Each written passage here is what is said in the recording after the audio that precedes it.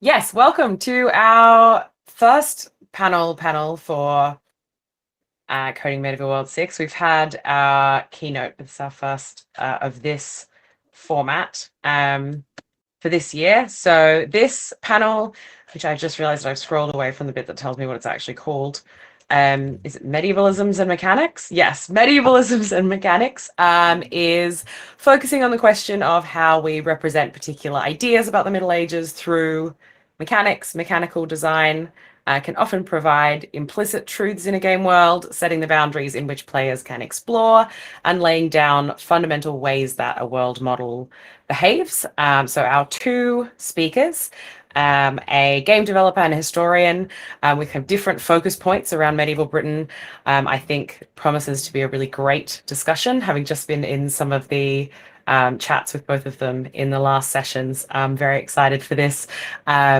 To kind of explore the ways that realistic education and fantasy games can pass on ideas about historical cultures, interactions, and problem spaces, and the kind of ways that those function. So the format for these panels, or for this panel, as we often do, is an open round table. So our two panelists will give some starting remarks, and then the discussion between the panelists and the audience will be open for the remainder of the time. I'm the chair, Jess Watterson, and I'll introduce both of our speakers maybe first, and then hand over to each of you to give your kind of opening little spiel about the work that you do and your thoughts on this topic to begin with. So we have Vinicius Marino Carvalho, a postdoctoral researcher at the State University of Campinas, Brazil, who's a co-convenor of the Middle Ages in Modern Games conference, a key researcher at Arise Network, which works on the analysis and production of historically informed computer games. And he's also a scholar of historical, cultural, and environmental crisis, especially in medieval Ireland. His ludic work has included writing the Triumphs of Turlough, a game examining strategies taken by the Irish and English to navigate the conflicts of the 13th and 14th centuries. So it's very exciting. And our other panelist for today is Stephen Anastasov, is a Canadian-based independent game developer and former AAA game and level design lead, with credits including Assassin's Creed, Watch Dogs, For Honor, and Warhammer Online. He's currently creating, oh no, of all the words that I should have practiced, the one that I can never say correctly. Stephen, can you just say it so I don't embarrass No, myself? go ahead so I can make fun of you. No, it's so much worse. I know I say it wrong. This is a kid that read the word in the book in my head and never heard it out loud until I was literally at university. Problem. Mabinogion. Mabinogion? Perfect. Mabinogion. Oh, okay. I should have just said it and now I've anyway. Tales from the Mabinogion? Fuck. A narrative-driven exploration game rooted in Welsh mythology, told through a full Welsh language voiceover and a painterly mythic visual style. His work sits at the crossroads of folklore, language, and modern interactive storytelling. I feel like what I should have said is that it's 4:30 in the morning for me, and that should have been my preface excuse before I embarrassed myself.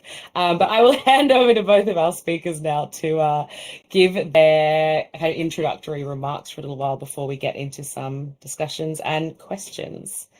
I'm not sure if I don't mind if either of you particularly like to go first. We've also just been talking about some of these topics in our, as I said, in our previous session. So if either of you have anything you'd really love to kickstart with.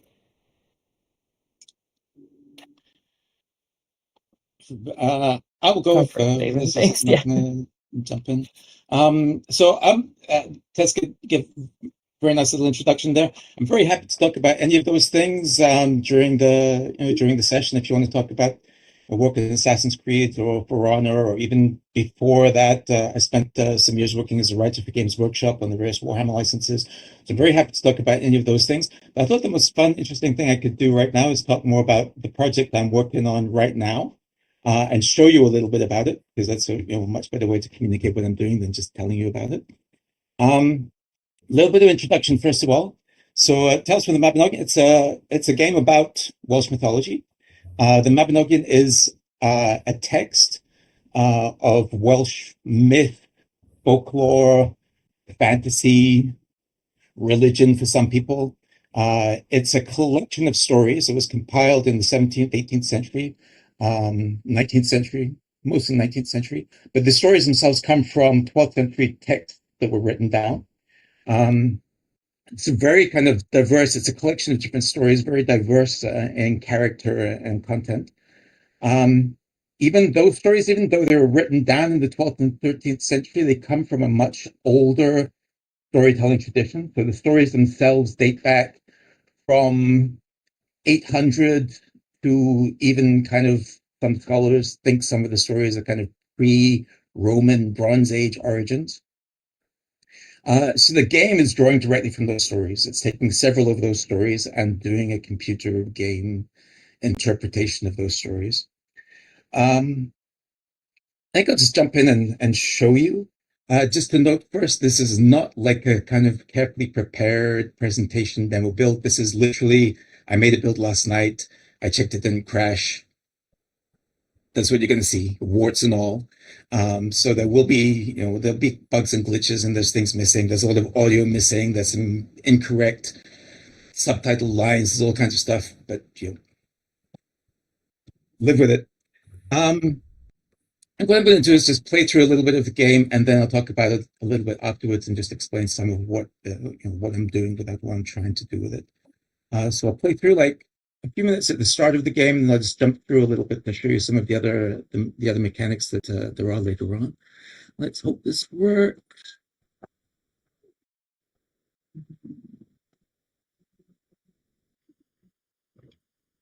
Okay. We're able to see? We're good? Okay. I'm just going to play through, no commentary for now, and then we'll talk.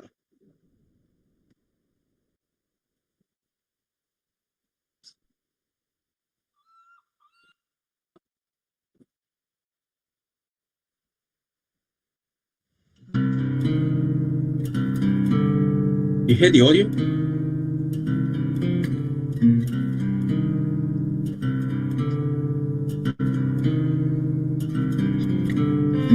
Ar ôl cyflafan waedlyd, bydd steiniau coch ar ddwylo'r dynion sydd am fod yn arglwyddi. Yn feistri ar y goeden fan hyn neu'r nant fan draw, ar y tywod fan yma neu'r creigiau fan co.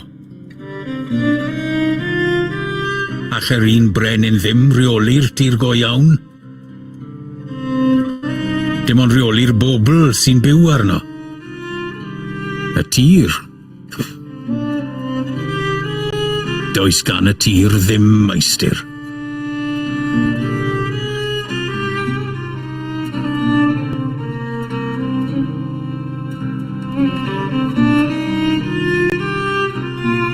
Pryderi ydw i. Ac yn nyfed maen nhw'n dal i fy ngalw'n frenin. Gadewais mwyn dilyn Bendigeidfran, y brenin mawr. Trechon ni fyddin o feirwyn gwyddelig, oedd wedi I dydenu o bair ar oedd e wedi I roi iddyn nhw.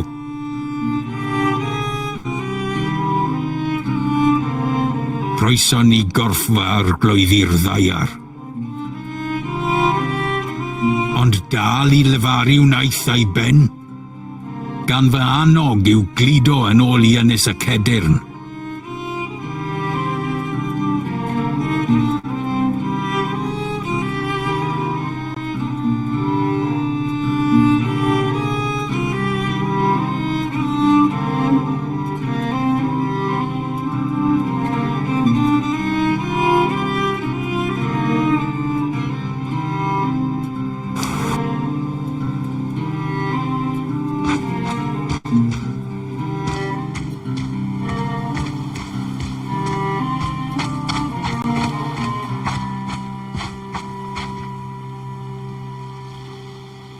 Iliawson cadwladur gwympod an lafnau'r gwyddelod. Wnes I ddim gadael ystlys bendigeidfran am eiliad, eto I gyd. Bychafn I a dorodd ben fy arglwydd o'i ysgwyddau, ar ei gyfarwyddyd ei hunan. Roedd wedi wenwyno gan wawffan aflan weddelig. Ond y chibais I ei rhag ei dynged ofnadwy, gan mai dyna oedd ei gais.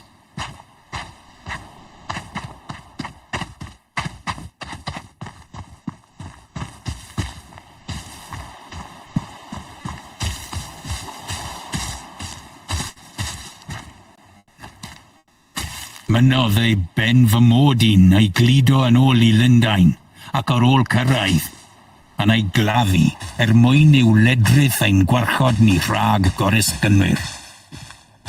Dyna wnes I, y chanfod fod concwero'r chechraidd ar orsedd Prydain. Roedd caswallon ddidoster wedi chyfryddio I elynion, a hynny'n anweledig. Cyfurgu mewn clogyn lledrith oedd e. Ond doedd y fath frad gwaedlyd ddim yn pwyso arna I mwyach. Roeddwn ni'n gobeithio byw mewn heddwch.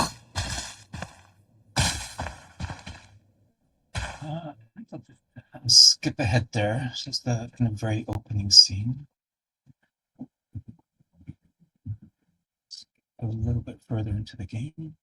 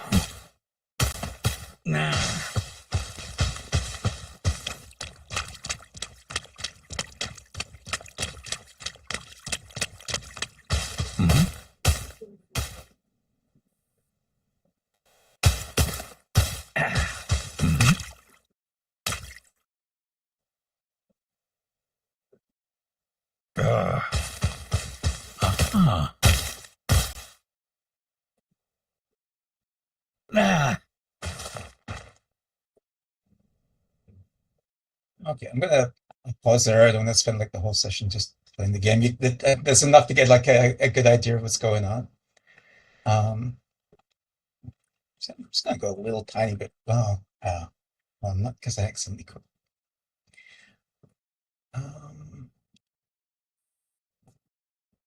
Okay, so that's a little glimpse. It's actually the first ever public showing of actual live gameplay. So the game is the core gameplay loop is essentially a walking sim, what people refer to as a walking sim. It's a narrative exploration game. So what you do in the game is you explore the forests and mountains and coastlines of ancient Wales, going from story point to story point, like we saw at the very start, where we had the High King's Head, and we had like the little mini scene on the beach. And at each story point, you unlock a little nugget of narrative that comes in the form of voice-over narration, or sometimes a kind of light in-game cinematic. There are other gameplay loops as well, like you saw a little bit of the tracking, but that's the kind of core of the game, is that narrative exploration.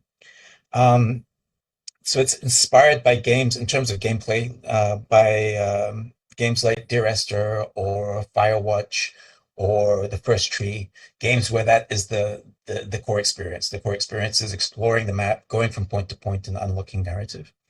Why do it like that?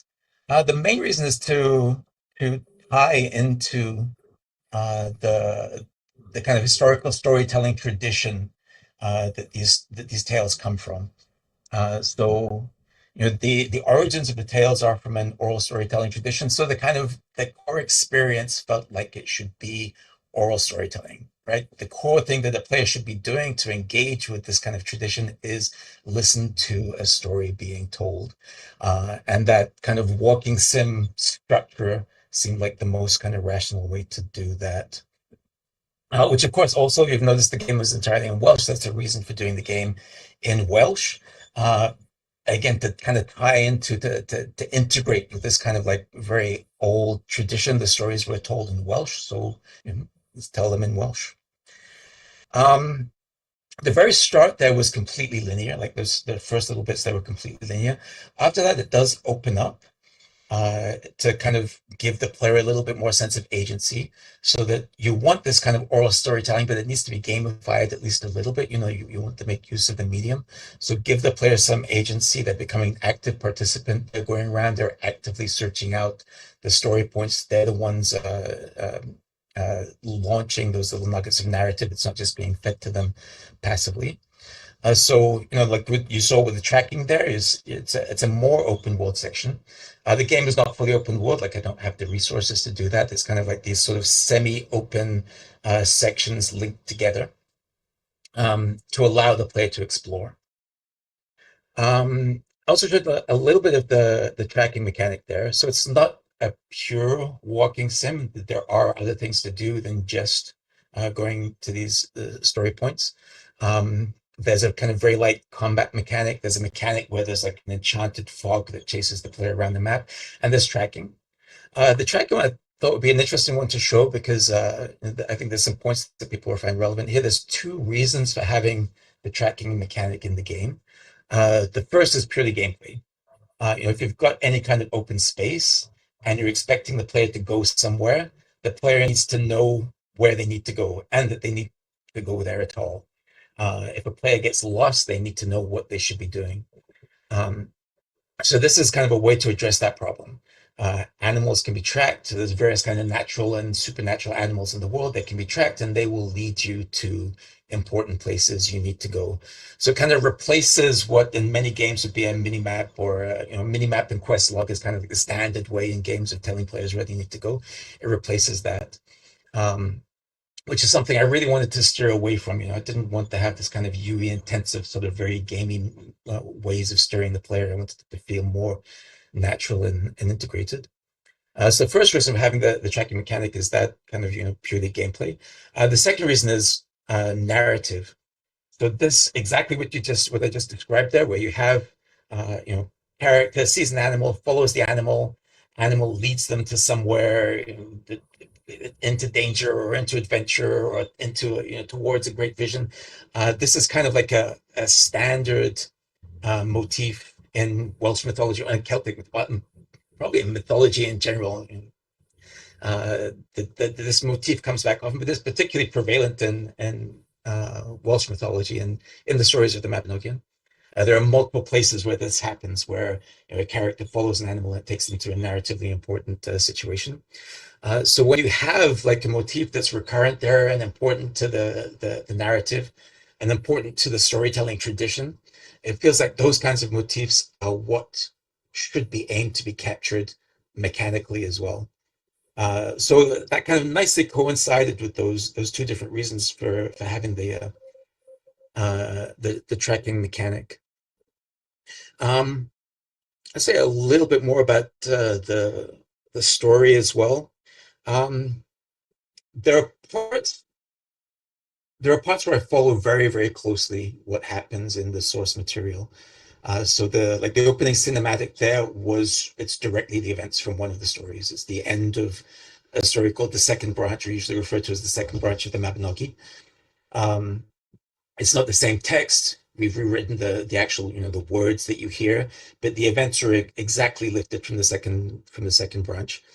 Other parts become more flexible, start to take more creative license there. This is something that increasingly, as the project's gone on, I've been doing more and more and taking more kind of liberties with the narrative itself. I think a lot of this has come from talking to historians and kind of understanding just how fluid and messy myth is, and how normal it is, or how normal it should be to reinterpret myth. And so, like my vision of how I imagine authenticity in the game has changed kind of quite radically over the past couple of years, from being authentic to the content of the stories to trying to be authentic to the storytelling tradition rather than to the content of the stories themselves. So doing things like trying to capture recurrent motifs rather than trying to replicate the exact events of the stories. Just one other kind of very small example of that. Most of the stories in the Mabinogion, certainly many, maybe most, start either the very first line or within the first few lines. They start by saying, this is character X. This character is ruler of place Y. So, this was another motif that was important to get very early on. Opening scenes of the game, we say, I am Frederick, I'm King of David, right? So it's a little wink to this kind of recurring motif in the game. I think that's all I'm going to say for now. Yeah, brilliant. You've already got lots of comments. They're very excited to ask you questions. So yeah, I'm very happy we can take it any direction there, or like I say, we can take it, to any of the other games I've worked on, or any of the other subjects we've been talking about earlier today as well. Thank you so much, and thank you for an exclusive view of the game. That was very exciting. Amazing. We'll pass over to Vinicius to give us your kind of introductory spiel, and then we can open to questions after that. So if you've got them in your mind, hold on to them, because we'll hear from our other speaker first. Over to you. Thank you very much, Tess. First of all, Matt, your cat is just absolutely cute. You made my day. Yeah. No, on to business. Yeah. Before anything, I just want to introduce the differences between what I do and what Stephen does. I work with game development, but within an educational and academic setting. And there are some particular differences that are very important to contextualize what we're going to discuss in this panel. The first is that when we deal with games as research or educational output, not only these games do not need to be as polished as commercial games, but the very qualities that make commercial games polished, they may detract from their value as research or educational tools. For example, sometimes it's better to have a game that you can tinker with or even reverse engineer live than having a very complex game that you have to play as is. Sometimes it's better to have a game that you can play within a single class or within a single workshop, rather than a scrolling RPG with that's over 100 hours long. Sometimes one of the things we discussed during the breakout sessions that Stephen brought the example from Assassin's Creed Origins, in which he worked, that there is this expectation from players that the world has to be full of things to interact and see, otherwise it will seem empty. Well, sometimes when you're dealing, with a very, purposefully playful situation, you need to be very specific. So it's better to have a game that is empty, but that really points whoever's playing, the student, your colleague, whatever it is that they need to pay attention to, than a game that lets people roam around and do whatever they want. The second difference is that when we do things in academia, we generally have a lot of agency over the context in which the games are played. And this makes a lot of difference. For example, nobody, or at least only a few people play academic games or research-based games or educational games for fun. We always have a few of those at Arise. Oh, and by the way, I forgot, let me just put the links here of the games I made. I'm not brave enough, as Stephen, I'm not doing a live demo here. The chance of something going awry is very high. Yeah, but this is my board game, the Triumphs of Turlough. This is a game I'm working right now. It's called Galler. Mario Vry here, the audience played this game already last year at the conference. Yeah, this is a historiography simulator set in Ireland during at the time of Black Death. And I also am credited in a few other Arise games, but they're not medieval history related, so I'm not talking about them here. But if you have questions, I'll be glad to talk about them. Features. So, sorry, Vinicius, just to jump in, you've just popped those in the nearby chat and not in the room. I copy pasted one sorry about over. that. I'm happy to do that. But if you've got future ones, just so you know, swap Oh, to yeah, the thank you room very much chat. for that, Yeah. I'm terrible at this. I always do the same thing Yeah. because it's from the Okay. breakout rooms. Okay. You're all good. Yeah. Thank you for that. So where was I? Oh yeah, the difference. Yeah. So we have a lot of agency in stipulating the context in which the games are played. So people don't generally play research games for fun. They play because they want to participate in a research activity that uses the game, or they've been compelled to do so. And generally, on doing that, they have been briefed on what they are supposed to expect, what they're supposed to do, how they're supposed to interact with the game. And this sidesteps one of the major questions we have been discussing here, and I think everybody who deals with game development has seen it, which is to match, the historical context, the historical message, and the expectations of players. We can, if not outright create, at least curate these expectations for our purposes. And moreover, generally when we play this game in academia, we're present, or at least a member of the team is there. So in a way, I mean, it's a sort of engagement with the ludic material that combines, video game, but also elements of role play. We're there DM in the whole experiment. And the third difference is this is actually a con. There are things we just cannot do. We're expected to do some things in a different way. I'm not just talking about historical accuracy and things like that, but depending on the context in which the games are developed and expected to be run, there are some ethical implications that we need to pay attention to. For example, if the game is about archaeology, it is expected that whatever archaeological artifacts are depicted, they're treated responsibly. If we're dealing with sources, or secondary literature, there would be expectation that those things are treated, ethically and responsibly. If we're dealing with an educational setting, especially if it involves minors, there are some things that need to pay attention to. There are some messages that the games they need to abide to. There are some messages even that we cannot approach, even if they are interesting from a narrative standpoint. And some of the justifications that we normally see in game design, for example, oh yeah, I know this is historically wrong, but no, people have fun with it. Yeah, those things unfortunately do not apply when we do things in our context. So I think this is basically the overall context of our work. My particular contribution to this field is generally trying to make games that can be integrated into my own research designs. I'm currently working with the environmental history of Ireland.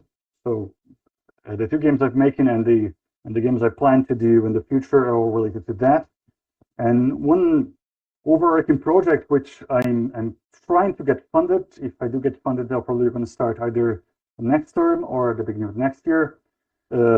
It's called An Environmental History of Ireland, Out of Syncness and Modern Human Entanglements, which is like this interdisciplinary investigation of the environmental history of Ireland, but that will also create a laboratory of experiential practices where we're going to have people together designing and playing video games, but also designing and undertaking other experiential activities like analog games, RPGs, LARPing. We have a social psychologist in the team that specializes in social dreaming matrices. So I mean, a lot of different approaches to affected history and affected knowledge, and how we can integrate that into our knowledges. So this is me. This is what I do. But I think we can progress with the questions, and it'll be more interesting. Yeah, absolutely. Thank you so much. Brilliant. I'm so interested to hear about both of your thoughts on this topic and the kind of crossovers between the work that you do. I mean, we can open to the floor first if anyone does want to jump in straight away. if you raise your hand, pop something in the chat, or if no one is currently speaking or raising their hand, just jump on one of the little green circular platforms and you'll be able to broadcast and ask your question. If not, I can get us going. All right. As everyone ponders and thinks, I guess to start with a kind of perhaps a little bit obvious and simpler question, but for this question about the kind of mechanical game design, maybe if we start from a positive place, if you both want to maybe comment on what the most kind of compelling or most successful mechanic you found in your work that you've used to kind of convey particular information. I know a lot of people were really interested in the demo, Stephen, about the use of language and voiceover. So if I imagine maybe that might be something you're going to comment on, but for both of you, yeah, the kind of historical memory, historical narratives, what's a mechanic that you found the most useful in some way that you'd like to kind of talk about?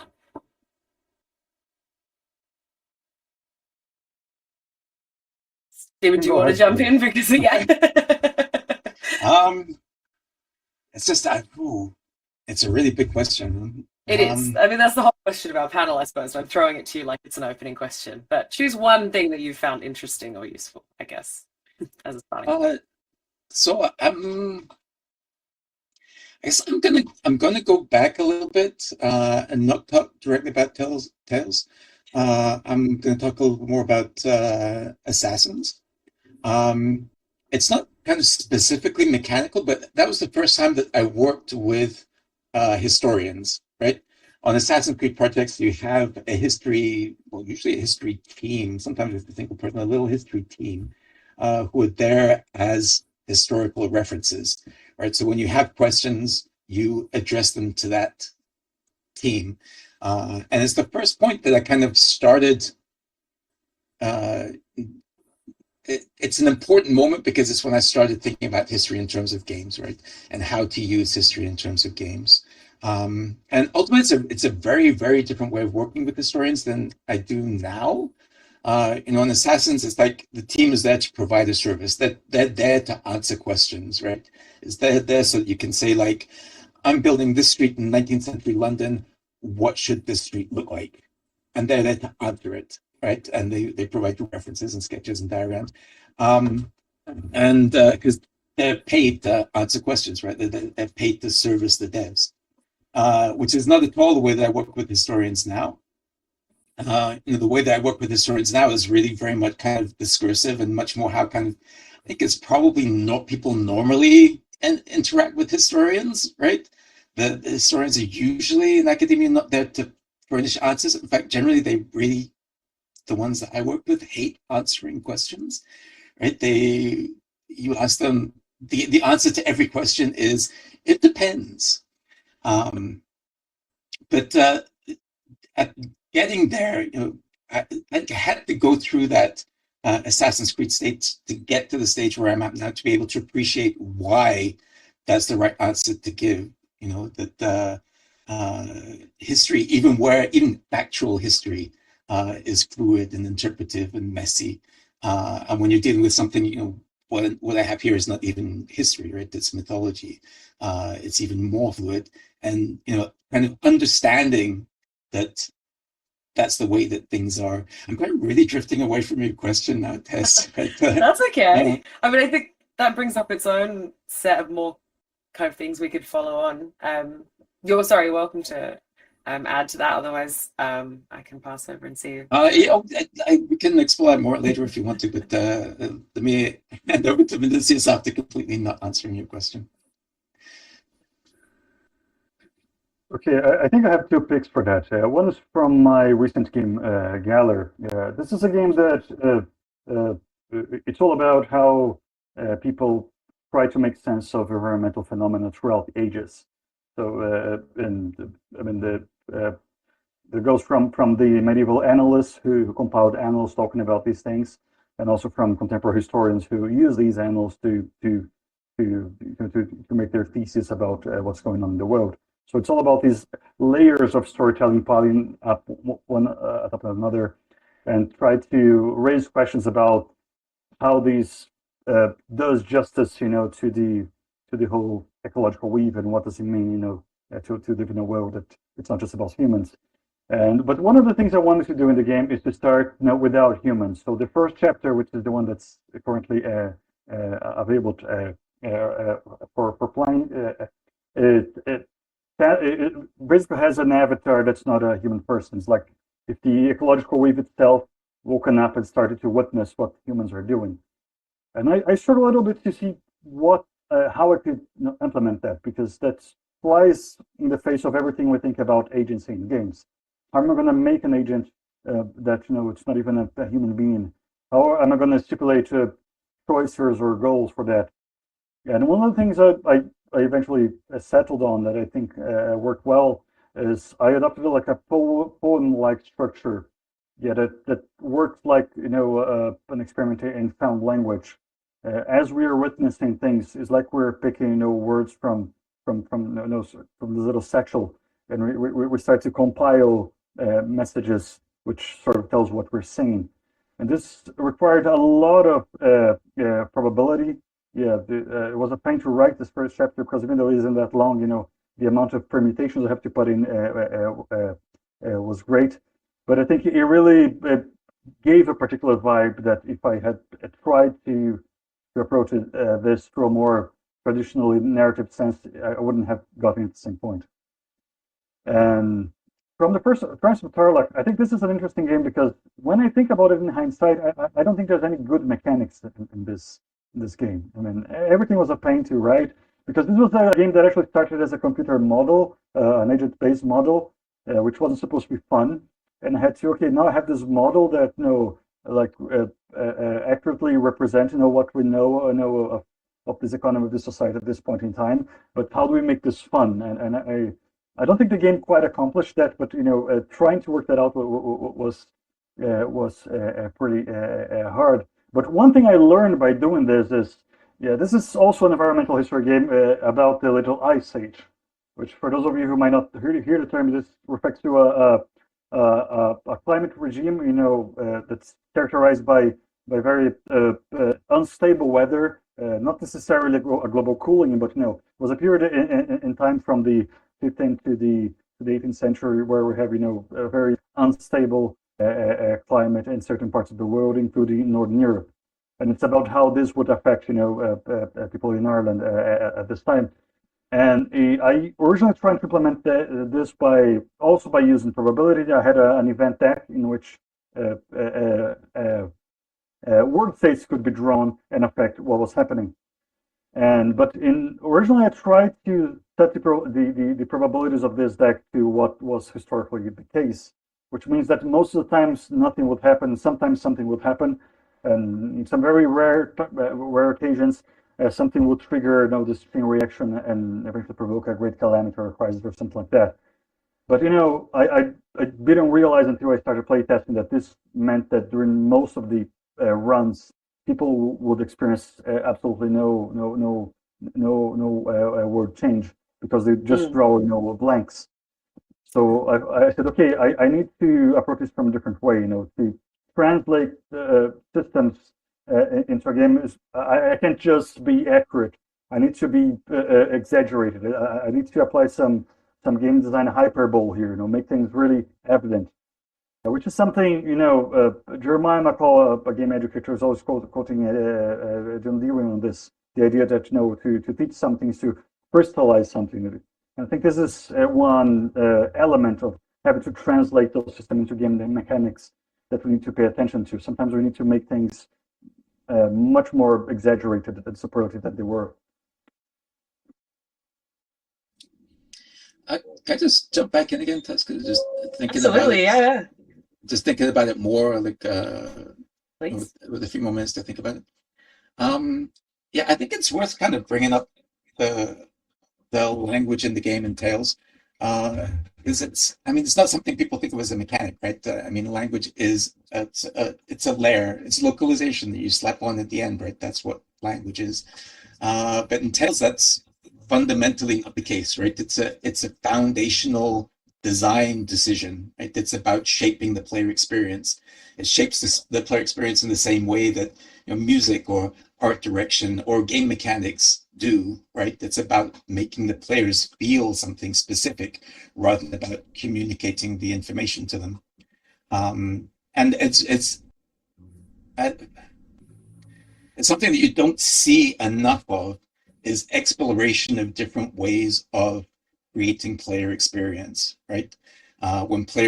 When you talk about game mechanics, you tend to think of kind of very specific, limited range of this is what game designers do, right? And language choice is something that falls outside of what game designers do. That's an interesting one to kind of consider from a mechanical point of view. Is language choice, does that count as a mechanic, right? When it's there to define the player experience and not there to simply communicate information. There's that one more little tiny thing on that I was talking with so last year at Vinicius's event, the Middle Ages in games event last year, I was talking to a couple Polish, I'm not sure if they're historians or what they're Polish people who were at the event. We were talking about The Witcher 3 and the character of Geralt in The Witcher 3, and they were laughing at our portrayal of the character. And then they're like, yeah, in Polish, that's not what he's like. And so what, he doesn't just stay silent and grunt in Polish? And they're like, yeah, but he grunts with a different cadence. Like the Polish grunts sound different to the English grunts. And just the fact that he's speaking with a different language and has different sounds, how it really kind of redefined for them in the essence of the character. They didn't see the character in the same way that Anglophones playing the game in English and hearing him speak in English saw the character. So it is something that really kind of fundamentally shapes the experience of the player. I was thinking too, when you were sort of talking there and thinking about the Gala game, and the kind of style, one thing that I'm interested in this sort of storytelling mode, where we're sort of thinking about, that I haven't played it, this is going off what is in that itch.io site that you sent, Vinicius, but there's sort of annals kind of format, in a sense that that you're kind of reading the story, I guess, because it's a visual novel. I guess I'm interested in both your games and in both of your experiences, how the sort of positioning of the player in the story sort of operates. Are you being told the story? Are you the narrator, but you're kind of acting it out? Are you, how does that affect the way that you use these sort of mechanics for conveying, where does the player's kind of perspective sit? How does that shape it? So for Tales, this is probably the biggest kind of deviation from the source material. Like when you're playing a game, or when you're playing this kind of game anyway, in this third-person adventure game, there's an expectation that players will have an identity in the game. They'll be, I am this person, right? This is the story of this person. And the source material doesn't work like that at all. Right, there's just characters randomly get introduced, and they're the center of the attention for 2 pages, and then you never hear them again after that. And so, kind of the core compromise I made there was to take a character and make the game about a particular character, and choose one of the more ubiquitous characters in the game, and ubiquitous characters from the source material to be the player. But Pryderi, who is the player that you play in the game, is actually kind of a bit of a mix of several different characters. He's kind of, it's the story of Pryderi, but also he takes some of the role of Pwyll, who is his father in the stories, and Madawydod, who is his kind of best buddy in the stories. So it's kind of combining all of those together in order to give the player an identity, to be able to say, this is who I am. And then the other kind of big narrative compromise, I guess, was the big narrative adjustment was making it in first person. The stories are told, the original source material is all told in the third person. We shifted it to being the first person in the game. And again, the reason is to kind of give that sense of engagement, right? So that you feel like you are part of the world, you're in the world, it's you speaking, you know, everything is happening in the first person in terms of the narrative. So, you know, I think, and those adaptations need to be made because, you know, it's not being told by a bard recounting a story to you. You know, it's not like someone where it is happening in the third person. He's telling you the story of something else. You know, in the game, or in this kind of game, you're living through those events. So the story needs to be adjusted so that you can experience that living of the events.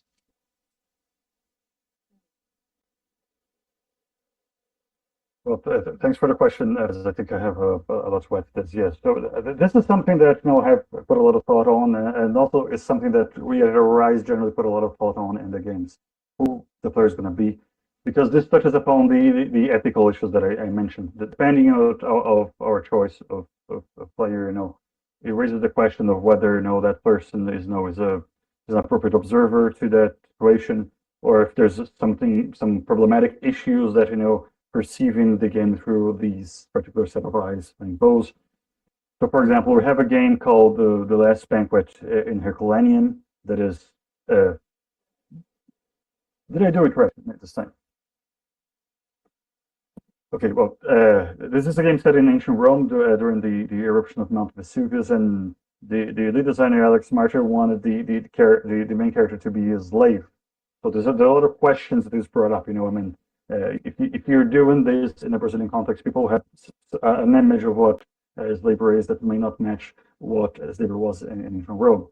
When it comes to designing the sprite, you know, there's a question: what skin color are going to make this slave? Because again, there's a lot of luggage about that, and if you do this in a classroom setting, you know, these questions will be asked. So there's a lot of things that we need to think about in this term. In my games, with the Triumphs of Turlough, I did not have time to do that in detail because this was a game that I designed during my PhD. And I needed the game to be published a few months after my PhD because I needed to apply for a grant and I needed to have this game credited in order to apply for the grant.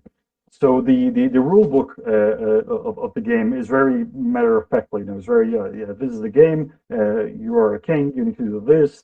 These are the goals, and good luck. It was made to be functional and not to be polished. But I personally prefer, you know, when these things are integrated more thoughtfully.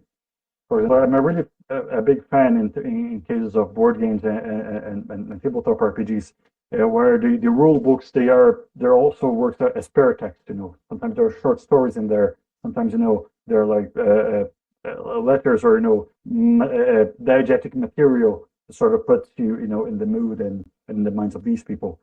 And this is something that I'm trying to do with Galler now that I'm writing the second chapter, which is about, you know, the medieval writers making the annals. I'm going very heavily in a narrative direction in the sense, you know, that I mean, there's no narrator telling you this is you, this is what you will be. You know, you are a person that belongs to this world.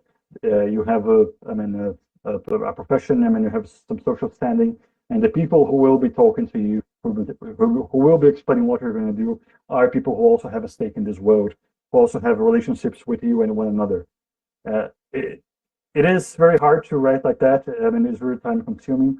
I wouldn't recommend this course of action to anyone who has to do this, I don't know, for their thesis or whatever, you know, but it is being very, very rewarding. And I've also been trying to be very specific about my choice of characters. I put a lot of thought in this. There are basically, you know, two different contexts in which texts like annals were produced in medieval Ireland. You know, they could be produced in a monastic settings, like, you know, in many other places in medieval Europe. Yeah, but there were also secular houses, like secular schools, where, you know, all of them which is this class of learned men from our society would compose these texts. In order to be like representative, I think, and also to have a narrative excuse to introduce the player to as many characters as I want, I did something a little bit unconventional. This the book in question that the player has to write is produced in a monastery, but by a secular writer. And this is historically what happened with the text that inspired my board game, The Triumphs of Turlough. This is a saga that was commissioned to a poet. He wasn't even a historian; he was a poet, a secular poet. But it was composed in a monastery that was owned or controlled by the same family as this poet, and also had a scriptorium. So I think this was a way to try to represent, 7 different angles of this medieval society. Yeah, wow. Thank you so much. I was also thinking just then, it's interesting before when you were speaking, when I said, what's a useful or a good kind of mechanic, that we do automatically kind of think what's something that's kind of good from the player's end and not what's something that's actually like good to design or good to as a process for us as historians or as kind of game creators or doing the kind of coding side. Maybe that would be a different question. What's a good one that's been actually good for you to make? But I will, before I ask another question, because so many from that, there is one there's many kind of thoughts in the chat, but I can see Marcus made a comment / question about the music. Did you want to jump? Yeah, that's actually. Sorry, Marcus, in case you wanted to.